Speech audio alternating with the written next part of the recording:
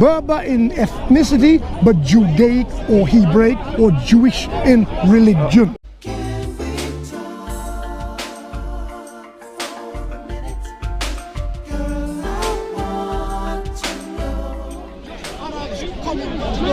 No, the Arabs did not invade North Africa. Bernard, l'historien. Danjuma, absolute pleasure. And our friend over there was talking about the Berber people and the Amazigh, the native inhabitants of North Africa, who were forcibly converted to Islam and forcibly altered their language. All right, so let me tweak some of what he is saying. Okay. The Arabs advanced into North Africa in 640 AD, and of course the area from the west of Egypt as far as Morocco was Berber speaking, but it was also Roman Latin speaking. Okay. It also had a substantial population of Vandals. The Vandal people. European people? Yes, they are a Germanic or Teutonic ethnicity or tribe, whose name gave the Muslim name to Spain, Al-Wandalus. Oh, that comes from Vandals. Yes, there's no V. There's no V in Arabic. Al-Wandalus, yeah, Al-Wandalus. Wow. There's no V in the Arabic That is language. very interesting. Yeah.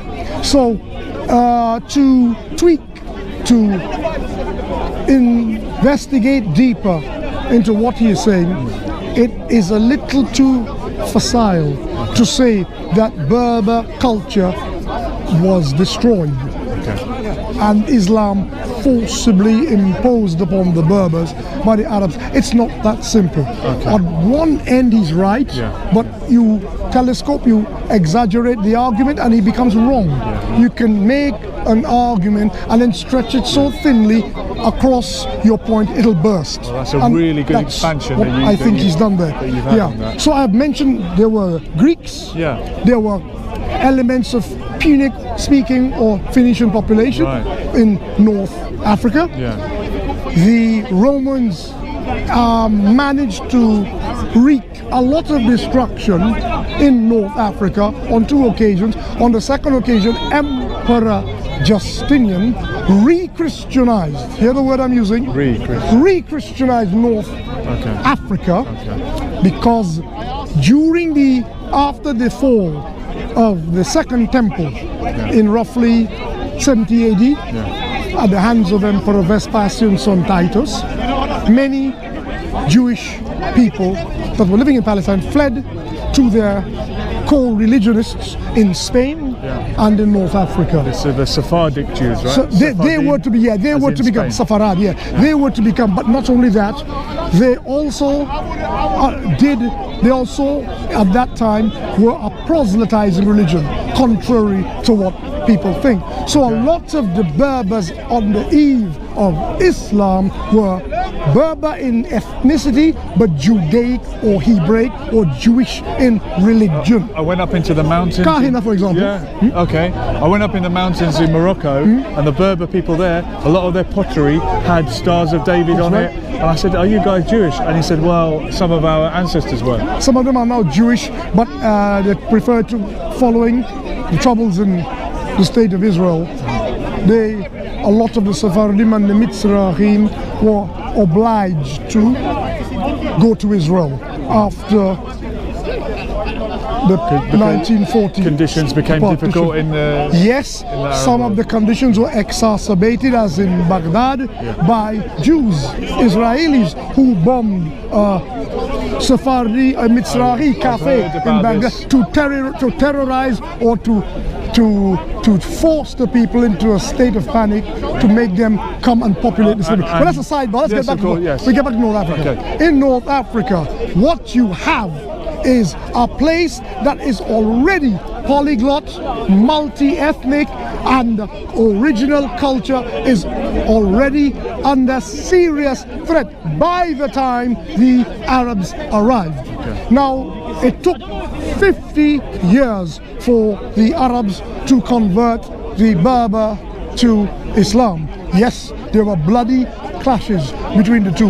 At the same time, many Berbers did accept Islam, but a different kind of Islam. In other words, perhaps in a development not dissimilar to African American ex-slaves who adopted a different kind of Christianity. Okay, yeah. The Berbers adopted what is called Khawarij, the Kharijiyya brand of Islam, which is peculiar, but at the same time, when you think about it, North Africa has always been a place of heterodoxy before the arrival of the Arabs.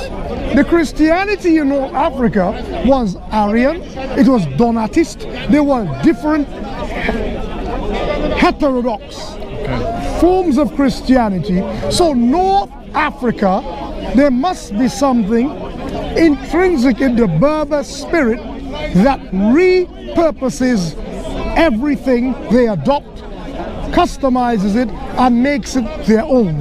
And it is to that extent where he and I part company when he says the Berbers' culture and original religion were destroyed by the Arabs. It's a stretch too far, it's oversimplistic analysis, it's a lazy reach, but there is a core of truth in what he said. And I think there's much more that I can do to open up this subject, but I think this is enough to suffice. If you get any trolls wishing to contradict what I'm saying, and I see you next week, perhaps I can throw a couple fish to the seals. Well, you've definitely opened up a very interesting discussion. We're called Lessons for Life, and what you just gave me there was a superb I will end by saying this. When I was traveling to northern Nigeria by air, I was going to quote the airline, but they don't deserve a plug. At a very great height, the place looked brown. I almost thought it was the Sahara. As the aeroplane dropped several hundred feet, preparing for descent, I began to see a patch of green here and a patch of green there. By the time the aeroplane was nearing to land, I realized the land was green. Greener, not as green as England, but greener than it appeared from a great height. So a lot depends on perspective. Yes, absolutely. And I think I will leave it there. Thank you so much. Not at all.